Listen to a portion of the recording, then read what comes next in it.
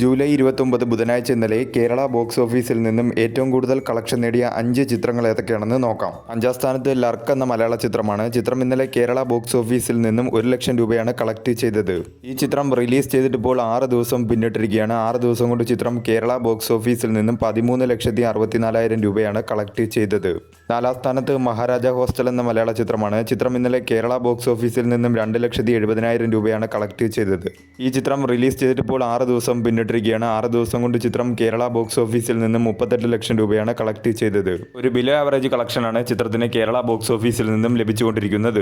3ാം സ്ഥാനത്ത് ജോജു ജോർജിനെ നായകനാക്കി ഷാജി കൈലാസ് സംവിധാനം ചെയ്ത വരവ് എന്ന ചിത്രമാണ്. ചിത്രം ഇന്നലെ കേരള ബോക്സ് ഓഫീസിൽ നിന്നും 4,10,000 രൂപയാണ് കളക്ട് ചെയ്തത്.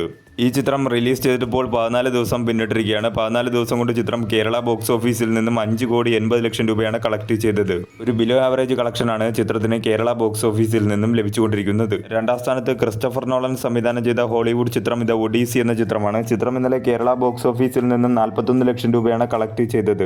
ഈ ചിത്രം റിലീസ് ചെയ്തിട്ടിപ്പോൾ 13 ദിവസം പിന്നിട്ടിരിക്കുകയാണ്. 13 ദിവസം കൊണ്ട് ചിത്രം കേരള ബോക്സ് ഓഫീസിൽ നിന്നും 10.05 കോടിയാണ് കളക്ട് ചെയ്തത്. മികച്ച രീതിയിലുള്ള കളക്ഷനുമായി ചിത്രം കേരള ബോക്സ് ഓഫീസിൽ മുന്നേറിക്കൊണ്ടിരിക്കുകയാണ്.